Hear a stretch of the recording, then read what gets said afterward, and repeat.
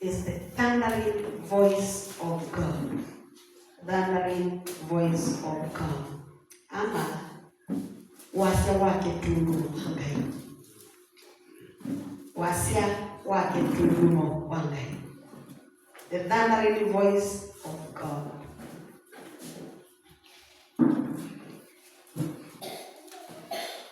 Taandika Zaburi 29 mstari wa 3 mpaka mstari wa 11. Mstari wa 3 mpaka wa 11. Naomba mchungaji unisomee kwa haraka tu, ukiweza kwa haraka. Kwa sababu ni vizuri tusomee mstari yote, sababu sitairudia na hiyo iko na ujumbe wetu wa siku ya leo. Psalm 29 verse 3 to 11. Twende pamoja katika kitabu cha Zaburi. Fungua Biblia yako. Twende pamoja, kitabu ni Zaburi, mlango ni wa 29. Nasoma kwa lugha ya Kiswahili. Zaburi 29 kutoka mstari wa 3 mpaka wa 11. Sauti ya Bwana juu ya maji. Mungu wa utukufu alipiga radi. Bwana yu juu ya maji mengi. Sauti ya Bwana ina nguvu. Sauti ya Bwana ina adhama. Sauti ya Bwana yaivunja mielezi. Naam, Bwana aivunja mielezi ya Lebanoni. Airusha kama ndama wa ng'ombe Lebanoni, na Silioni kama mwana nyati. Sauti ya Bwana yaipasua miali ya moto. Sauti ya Bwana yalitetemesha jangwa. Bwana alitetemesha jangwa la Kadeshi. Sauti ya Bwana ya wazilisha ayala na kuifichua misitu na ndani ya hekalu lake. Wanasema wote, utukufu. Bwana aliketi juu ya gharika. Naam, Bwana ameketi hali ya mfalme milele. Bwana atawapa watu wake nguvu. Bwana atawabariki watu wake kwa amani. Jehova, tuko mbele zako, neno lako liko kwetu, tayari kuipokea kutoka kwako. Tulishe sawasawa na vile umetutayarishia. Tupakulie kila umoja na kiwango chake. Tupe kuelewa kupitia kwa Roho Mtakatifu. Pokea sifa na kwa jina la Yesu tunaomba. Amen. Amen. Amen. Sauti ya Bwana ambayo inakuja kwetu kama banda. Bwana asifiwe. Amen. Ninajua sisi zote tushaisikia ngurumo kana kitundu. Bwana asifiwe. Amen. Juzi tulikuwa tumeambiwa kuna dhana itapita na watu wakawa wanangojea kuisikia. Wengine wakaisikia, wengine hawakuisikia. Bwana asifiwe. Amen. Wakati dhana inakuja ama hiyo ngurumo, hata ukiwa umejificha chini ya kitanda, utafanya nini? Utasikia. Hata ukiwa uko wapi, hiyo sauti utaisikia. Amen. Hata ukiwa uko kwa choo, bado utaisikia. Amen. Ukiwa umelala, bado utaisikia. Amen. Kwa sababu hiyo ni sauti ambayo ikikuja inasimamishanga vitu zote. Kila mtu anakuwa alert, anasikiza ni nini hicho kinanguruma. Kwa hivyo sauti ambayo ni ya ngurumo inapopanda kwetu ama inapotoa hiyo sauti, kila mmoja wetu anakuanga alert. Na wakati mwingine huwa inanguruma mpaka watu wanashtuka, wanajificha. Bwana asifiwe. Wengine wanaingiwa na uoga, wanasema we kitundu laki kitundu mingi na nasema nenda. Bwana asifiwe. Amen. Kwa sababu inakuchanga, inanguruma kiwango cha kufanya sisi wenyewe tuogope. Na katika maisha haya tunaishi, tunaishi katika masauti. Bwana asifiwe. Amen. Tunaishi katika masauti. Masauti tunayosikia katika maisha yetu ni mengi. Masauti tunayopatana nayo ni mengi. Utapata wakati mwingine utasikia sauti ya kuogopa. Amen. Haleluya. Amen. Ni nani aliye experience sauti ya kuogopa? Unaenda mahali unasikia kabisa umesikia woga. Haleluya. Amen. Utasikia wakati mwingine usikie sauti ya doubt, zika. Ni nani aliye sikia sauti? Amen. Haleluya. Wakati mwingine utasikia sauti ya watu kama vile unasikia sauti yangu. Haleluya. Amen. Kwa hivyo katika maisha haya tunaishi, kuna masauti mengi ambayo huwa tunasikia. Na katika yale masauti ambayo tunasikia katika maisha haya, hayana budi sisi wenyewe kusikia, kwa sababu tunaishi maisha ambayo masauti ni mengi. Amen. Haleluya. Amen. Na masauti ikiwa mengi hivyo, ama sauti zikiwa nyingi katika kiwango tofauti tofauti, utapata ya kwamba katika zile sauti zinakuja kwetu, zingine zinakuanga za kututia nguvu, zingine zinakuwa za kutumaliza nguvu, zingine zinatufanya tuendelee, zingine zinatufanya turudi na nyuma, zingine zinatufanya tukasirike, zingine zinatufanya tufurahie zaidi, zingine zinatufanya tuende kiwango kingine, zingine zinatufanya tuchukue hatua fulani, zingine zinatufanya tukasirike zaidi, zinatufanya tuingiwe na woga, zinatufanya upate unasikia tu haufai kufanya. Sauti ni mingi ambazo zinakuja. Kwa hivyo katika maisha haya tunaishi lifestyle ya kusikia masauti tofauti tofauti. Yes. Haleluya. Amen. Lakini siku ya leo nimekuletea sauti tofauti ambayo ni sauti ya Mungu. Amen. Haleluya. Amen. Nimekuletea sauti tofauti ambayo ni sauti ya Mungu. Amen. Na ukweli ni ya kwamba sauti ya Mungu tunaisikia kupitia kwa neno lake, ambalo ikikuja kwetu inabadilisha maisha yetu kabisa. Amen. Nataka tuende kwa pamoja. Nimesema sauti ni mingi tutasikia. Zingine zitakuja kubadilisha maisha yetu, zitakuja kutuinua, zitakuja kutubariki, zitakuja kubadilisha. Lakini kuna sauti moja ambayo ni sauti ya ukweli. Inapokuja katika maisha yetu, inabadilisha our entire life. Amen. Haleluya. Amen. Kwa hivyo tunapoongea sauti hii, tunaongea juu ya sauti ya Mungu, atuongee juu ya sauti zingine ambazo unasikia. Amen. Haleluya. Amen. Nayo sauti ya Mungu siku ya leo, maandiko imetuambia mahali tumesoma, ukisoma verse 4, sauti ya Mungu is powerful. Haleluya. Sauti ya Mungu iko na nguvu. Amen. Ukisoma Psalm 29 verse 4, sauti ya Mungu iko na nguvu. Na utajua iko na nguvu kwa sababu ukisoma Mwanzo kwanza, utapata ya kwamba Mungu alitoa sauti akaumba. Haleluya. Amen. Mungu alitumia sauti kuumba, akasema na kuwe na mwanga, na kukakuwa na mwanga. Haleluya. Amen. Akasema na kuwe na hiki, na kikakuwa. Yes. Kupitia kwa sauti yake ambayo iko na nguvu. Kwa hiyo ni kumaanisha ya kwamba sauti ya Mungu inaponena inakujanga na nguvu kuumba vitu. Amen. Haleluya. Amen. Ni kumaanisha sauti ya Mungu inapoachiliwa katika maisha yetu, inatoanga wasiwasi wote, inatoanga arguments zote, na inaachilia nguvu ambazo zinabadilisha. Haleluya. Amen.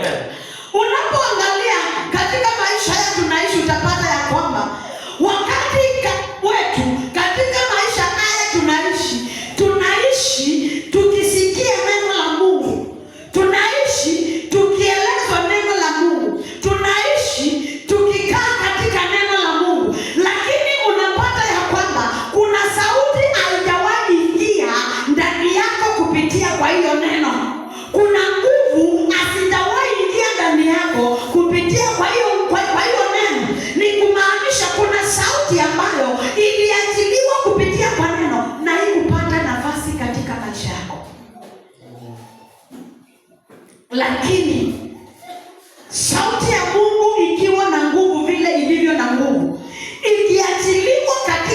maisha yetu inakujanga kubadilisha. Haleluya.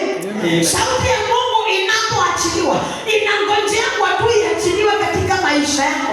Uikubali ipate nafasi. Ikipata nafasi inabadilisha.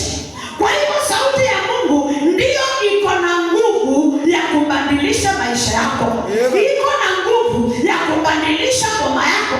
Iko na nguvu ya kubadilisha mapato yako. Iko na nguvu ya kubadilisha uwezo wako. Iko na nguvu ya kubadilisha vile unakaa. Iko na nguvu ya kubadilisha hata your lifestyle. Amen. Sauti ya Mungu ambayo iko na nguvu. Bwana Yesu asifiwe. Amen. Number 2, sauti ya Mungu inavunja strongholds ama inavunja vitu zilizo na nguvu katika maeneo. Haleluya. Sauti ya Mungu inavunja miamba na miale. Ukisoma hiyo verse 5, maana tumesoma hiyo neno lote liko pale. Verse 5 inatuambia kwamba sauti ya Mungu inapoachiliwa inakuja inavunja. Kwa hivyo katika maisha yetu tunaishi, tunahitaji sauti ya Mungu inapoachiliwa katika maisha yetu inapasua. Amen. Inapasua nini? Inapasua zile vitu katika maisha yako ni tishio, zile vitu ambazo zinakuogopesha. Maondwana umeona uko na mekima, maondwana umeona uko na nataka kuvingalikoni hengi. Sauti ya Mungu ikikuja inavunja. Amen. Haleluya. Yes. Sauti ya Mungu kupitia kwa Joshua na wana wa Israeli ilivunja ukuta. Haleluya. Amen. Joshua kaambiwa ambia wana wa Israeli wasunguke na mara ya 7 wapige shangwe na vigelegele na ukuta ikaanguka. Haleluya. Amen. Ukuta haikuanguka ni kwa sababu ya nguvu zao, lakini ilianguka kwa sauti ya Mungu walioweka kwa vinywa vyao walipotamka yale maneno kupitia kwa nguvu za Mungu. Ukuta ukavunjika, ukuta ukabomoka. Amen. Kwa hivyo ni kumaanisha katika maisha yetu utapata kuna vitu ambazo zimekuzuia kupita pande ile nyingine. Kuna maukuta imewekwa ya kukuzuia kuvuka ng'ambo ile nyingine.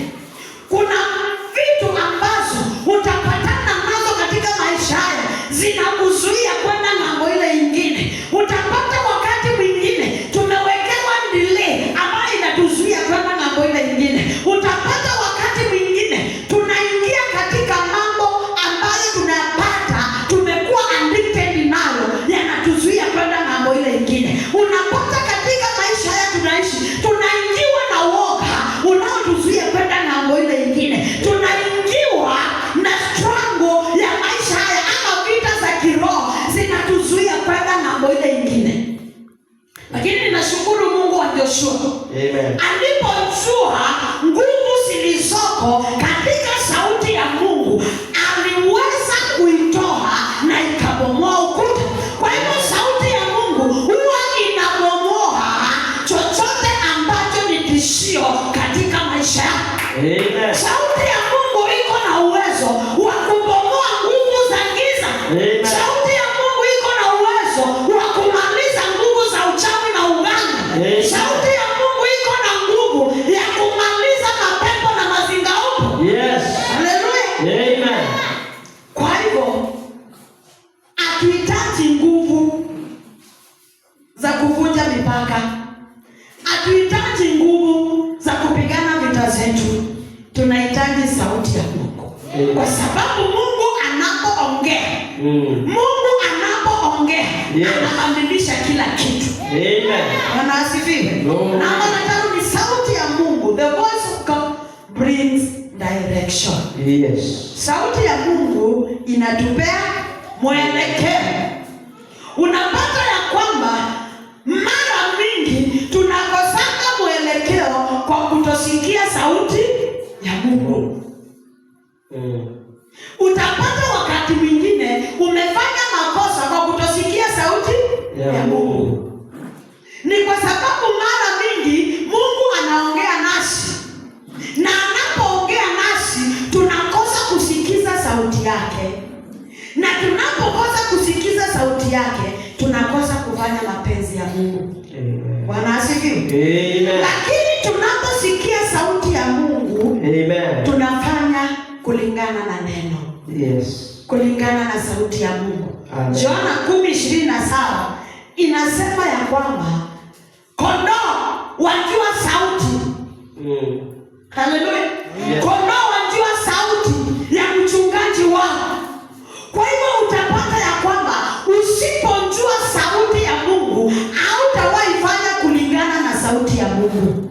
Amen. Mtumishi wa Mungu Samueli akiwa mdogo ako pale na Mungu anataka kumuita. Haleluya. Amen. Anasikia sauti ya Mungu, anashangaa nifanye nini? Anachanganyikiwa, niitike nisiitike. Amen.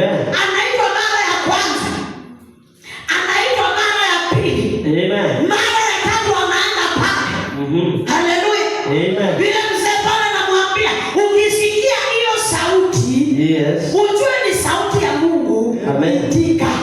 Amen. Haleluya. Yes.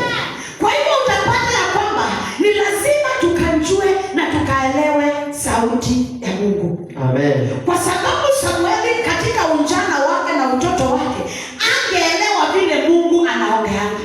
Lakini yule Eli mtumishi wa Mungu pale ako pale anasimama kwa niaba yake. Anamwambia nimesikia mtu anaitana. Haleluya. Amen. Anaanza anamwambia ukisikia ameitana sasa itika. Sema ndio Mungu niko hapa, ongea na mimi. Kwa hivyo ni kumaanisha kuna wakati hautawahi sikia sauti ya Mungu na uielewe usipojua ni yeye anaongea. Amen. Haleluya. Amen. Sauti ya Mungu inakujanga kutupea direction. Ninajua hapa sisi zote kuna mtu ako na ushuhuda anasema ya kwamba mimi nilipewa direction ya kufanya hii na ikafaulu. Nilipewa direction ya kufanya hii na ikafaulu. Ni kwa sababu unaposikia sauti ya Mungu, ukiifuata, Mungu anakuongoza, anakuwa kwa hiyo sauti. Haleluya. Amen. Mungu tunaweza uliza, tutasikia aje hii sauti ya Mungu ikitupea mwelekeo?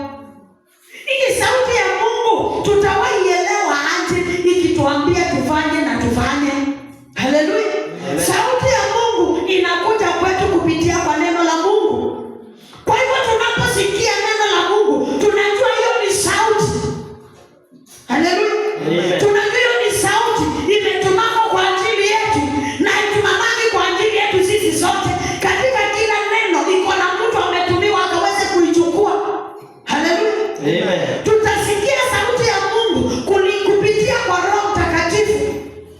Tulipookoka, Roho Mtakatifu aliingia ndani yetu, na yeye ndio huwa anatusaidia katika maisha yetu ya wokovu. Kwa hivyo akiwa ndani yetu atatuelekeza na tuelekeze katika kusikia ile sauti. Amen. Kupitia kwa maombi tunasikia sauti ya Mungu. Bwana asifiwe. Amen. Njia ni mingi ambazo zimeandikwa katika Biblia za kusikia sauti ya Mungu, lakini sikufunzi hiyo siku ya leo. Lakini nataka kukuambia kwamba wakati tunasikia sauti ya Mungu kupitia kwa neno, kupitia kwa Roho Mtakatifu, kupitia kwa maombi, inatupeanga mwelekeo. Amen. Kwa hivyo unahitaji kusikia sauti ya Mungu, ujue kile unafaa kufanya kwa wakati unafaa. Na ile hatari kubwa ni ya kwamba wakati mwingi tunasikianga sauti ya Mungu na tunakosa kutii. Wakati unakosa kutii sauti ya Mungu ulisikia, hata kuja tena mara ya pili akwambia unajua nilikuongeleshea na ukakosa. Anapoongea sauti yake anatarajia ukaisikie na ukaitii. Amen. Sauti ya Mungu number 4. The voice of God brings peace after the storm. Sauti ya Mungu inapokuja kwetu inatupeanga amani baada ya mawimbi.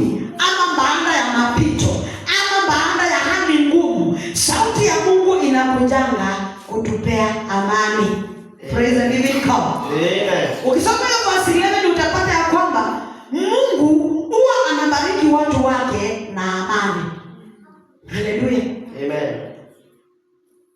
Na kwa muda kadhaa Mungu amekuwa akiongelelea juu ya kuwa na amani. Haleluya. Pendwa, kama umekosa amani, amani imeachiliwa kwako, pokea. Haleluya.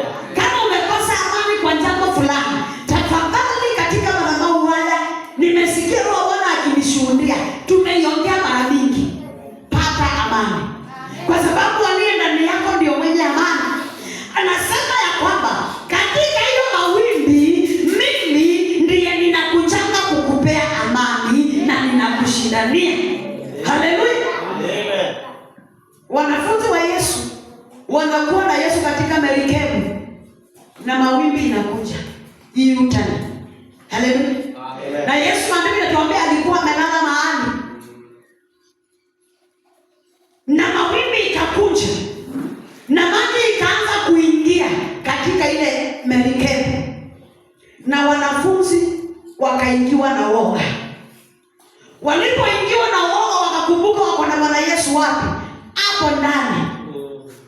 Wakamwendea wakiwa wanashtuka, wakiwa wanaofia. Lakini ninashukuru sauti ya Mungu kwa sababu Yesu alisimama, akatoa sauti, akaamrisha mawimbi yatulie na yakatulia. Haleluya. Kwa hivyo sauti ya Mungu inapokuja, inakujanga kutuliza mawimbi. Haleluya. Wanafunzi walikuwa wameshtuka, walikuwa wameingiwa na woga, wasijue cha kufanya. Lakini Yesu anapoamshwa, anasimama anasema, peace, be still, and the storm stopped. Amen. Haleluya. Amen. Hakuongea kitu kingine, alitoa sauti. Amen. Akasema amani, tulia. Na mawimbi yakafanya nini? Yakatulia. Kwa hivyo tunahitaji sauti ya Mungu katika mawimbi yetu yakaweze kutulia. Tunapojua katika mawimbi Mungu anakujanga na anatoa sauti ya kunyamazisha, tunamuita akanene neno, nasi tunasikile sauti na inabadilisha mambo. Praise the living God. Kwa hivyo katika mapito yetu, katika mambo ambayo yanatustua, yanatukosesha amani, yanatufanya tusiendelee, tunahitaji sauti ya Mungu. Mpendo, unahitaji sauti ya Mungu peke yake katika hali zako. Amen. Haleluya. Amen. Na namba la 5, mbona itaongea ya mwisho, the voice of God demands a response. Sauti ya Mungu inatarajianga wewe uijibu. Haleluya. Amen. Sasa ukiniongelesha nikunyamazie, utasikia aje? Mbaya sana. Utasema aje? Umeongelesha kwanza akafanya nini? Akaninyamazia. Hata utasema akanyamaza. Utasema akaninyamazia. Akaninyamazia. Ni mnaye siangililia. Wanadai na shughuli yako. Hivyo ndivyo ilivyo na Mungu wako. Anapoongea na wewe, anahitaji urespond. Anatarajia aone ukirudisha. Anatarajia aone ukichukua hatua. Anatarajia asikie ukiitika. Anatarajia asikie ukimuuliza nifanye nini. Haleluya. Wakati sauti ya Mungu inakuja, maisha yetu hayawezi yakamakia vile. Haleluya. Kama kuna kitu nzuri katika maisha ya wokovu, is the voice of God. Kwa sababu sauti ya Mungu inaponena juu yako mpendwa, maisha yako hayawezi yakarimeni vile tena. Amen. Na ujue ni kweli Yesu anaingia katika mboma ya Lazarus, Mary na Martha. Lazarus akiwa amekuwa siku ngapi?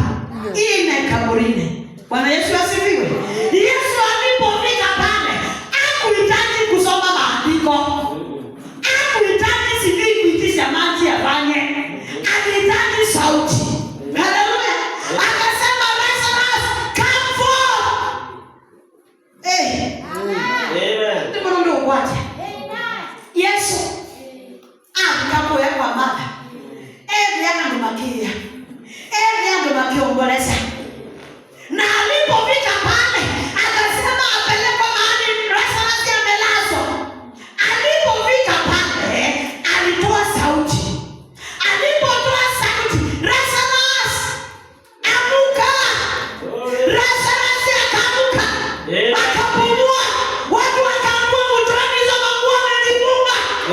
sababu kupitia sauti ya Mungu ile aliongea katika hiyo ngoma haikubakia vile.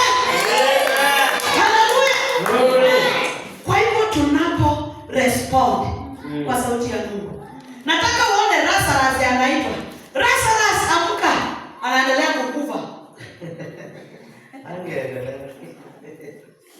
Lakini Lazarus akaitwa na akaitika. Yes. Na akaamka. Amen. Haleluya. Amen. Akaitwa na akaamka. Akasikia hiyo sauti. Hata katika kifo akasikia sauti. Kwa hivyo sauti ya Mungu inapoamka inasikia hata katika mambo yetu.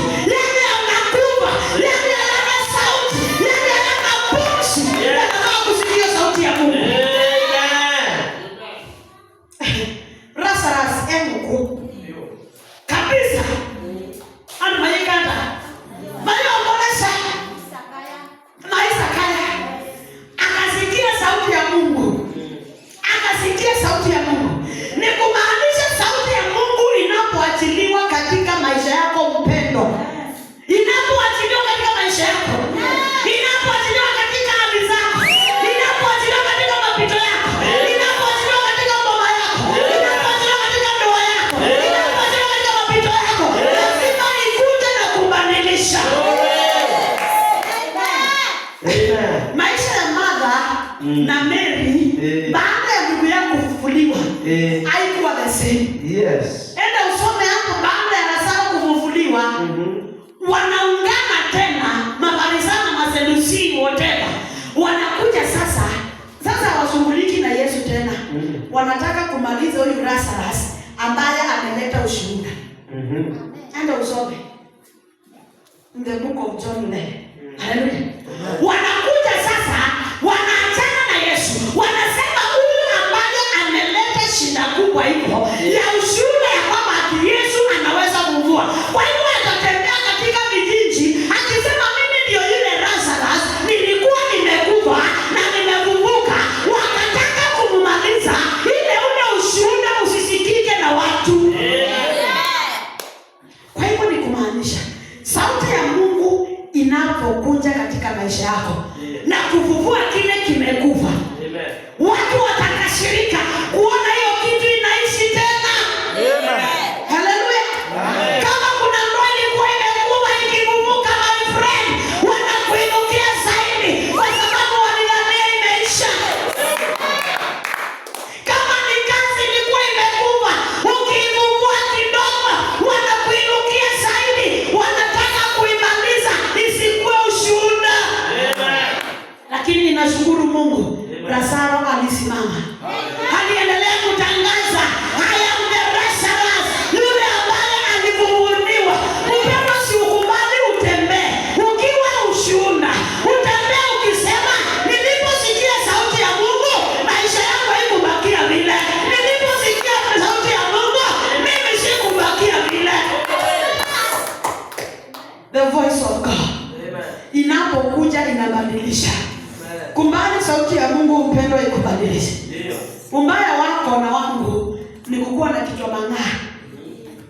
Unauliza Mungu, unaniambia mimi nisimame nifanye hiyo kazi, watu wataniona aje? Na vile niko na vita mingi, mimi nitaweza kweli?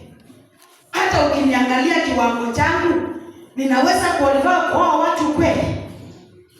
Hata ukiniangalia vile nilikuwa na kazi na ikaisha, ninaweza simama kweli?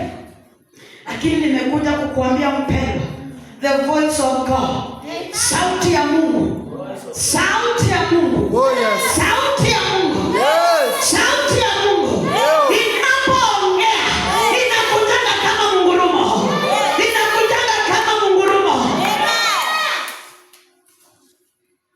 Ninasikia sauti ya simba wa Yuda, ninasikia sauti ya simba wa Yuda. Simba wa Yuda anaguruma, simba wa Yuda anaguruma. Simba akiguruma, akiguruma, sema hiyo shida yako.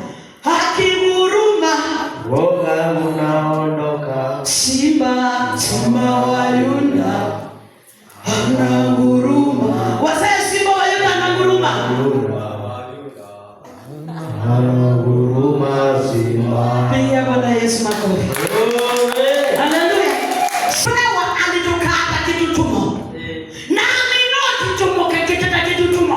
Mambo lazima ibadilike. Haleluya. Ninakuambia ikiwa na experience. Wakati Mungu aliniita, I remember ilikuwa usiku. Ilikuja kama hiyo. Haleluya. Kitu tumo. Hata mimi nikaogopa sauti ya Mungu. Na kutoka hapo maisha yangu haikuwa vile tena. Ilikuja mpaka nikaamsha pasa sasa ni woga. Kama vile kile nime experience. Sauti ya Mungu. Nayo inapokuja na unatii hiyo sauti, maisha yako haiwezi kubakia vile. Haleluya. Wapendwa, tukubali kusikia sauti ya Mungu. Hapa hakuna mtu hata mmoja hajasikia sauti ya Mungu, hata mmoja. Amen. Lakini unajua umeambiwa ufanye hii na umekichongo. Unaambiwa toka hapo na umekichongo. Unaambiwa achana na hiyo kitu unafanya, unaendelea kufanya. Unaambiwa achana na hiyo mtu unaendanga na yeye atakupotosha, unaendelea na yeye. Anakuambia toka kwa hao watu watakuharibu, unaendelea hapo. Sauti ya Mungu inapokuja inaletanga mabadiliko. Lakini usiposikia sauti ya Mungu inakuja, unakaa vile ulikuwa tu. Amen. Gaina tutelienda. Tukawa watu wa kusikia sauti ya Mungu. Ndio. Wakati mwingine baraka zetu zinaachiliwa kupitia kwa sauti. Yaani msito ile kelele za kupitia kwa sauti na tunakosa kupokea. Haleluya. Tunakosa kupokea. Nikupe kahistoria kadogo, kaushuhuda. Miaka iko na hapo nyuma nikiwa tu nilifikiri nilikuwa na mtoto mmoja. Kulileta mchungaji mahali nilikuwa na huduma. Alikuwa ametoka Nairobi. Sasa ilikuwa my first time kuona mchungaji anahubiri na laptop. The first time kuona mchungaji anaweka laptop hapa anahubiri naye. Kwa hivyo ukapata nilikuwa very attentive kuona huyu mchungaji wa Nairobi ambaye anatumia kompyuta. Kwani hii kompyuta inahubiri. Na nikawa niko pale nisikize. Na wakati alikuwa anapeana ushuhuda wake, akawa anaambia watu wanje, na ndio kama nimepita. Akawa anaambia watu wanje, wacheni kukaa kiwango cha chini. Mimi sio wa kukaa kwa single room. Sasa hiyo nilikuwa kwa single room. Nilikuwa nimekaa kwa duka na kaa hapo. Wacheni kukaa maisha ya single room. Naweza nimesikia connection ya sauti ya nani? Sauti ya Mungu. Wacheni kukaa maisha ya single room. Wacheni kukaa ina. Kwanza akaanza kutuambia yule anakaanga sijui self. My God, akaanza kutoa ushuhuda. Vile yeye alikataa umasikini na akasema yeye si wa kiwango cha chini. So akawa anachochea roho yangu. Na nikawa like na mbona hii message mbona ni yangu? Mbona hii message ni yangu? Na akawa anasema kuna watu wako hapa mahali wako hawatatoka hapo wakose kwenda kwao. Amen. Na nikachukua ile neno. Amen. Ninamwambia miaka mingi vile sijui 20 whatever. Kitabu. Haleluya. Nikachukua ile neno na nikakimbia nayo. So nikitoka kama niliambiwa tuombe, nikaomba na hiyo neno. Nikasema Mungu si unajua mahali ninaishi. Ninapoendelea kufagia kwa hiyo plot ya wenyewe. Mungu nisaidie. Sitawahi toka hapo. Nikakomboa plot nyingine. Nikatoka hapo nikienda kwangu na nikasimama na hiyo neno. Nikasimama na hiyo neno. Ninapoenda kuosha choo, ninaosha choo. Nikiambia Mungu kumbuka, siku moja nitakuwa na choo inaosha na watu wengine. Mimi ninaosha ya wengine. Haikuchukua miaka mingi. Nilikaa. Lakini haikuchukua miaka mingi. Nikitoka hapo si kwenda kwa kukomboa. Bwana Yesu asifiwe. Sauti ya Mungu. Sauti ya Mungu. Amen. Nampenda nota leswi nikisi wase wangai. Una ndeto yake no sele na huo. Wana watu wao bora itakuwa ngumu. Inahitaji kukuibia na neno la Mungu na usimame nayo kwa maombi. Amen. Na uinue imani yako. Ninashukuru Mungu kwa sababu sauti yake inapokuja kwetu na tuishike, maisha yetu iweze kubakia mbele. Nafungua mtu masikio ya ndani ikasikia sauti ya Mungu. Nafungua mtu masikio ya ndani. Nafungua mtu macho ya ndani yakawa ya kusikia sauti ya Mungu.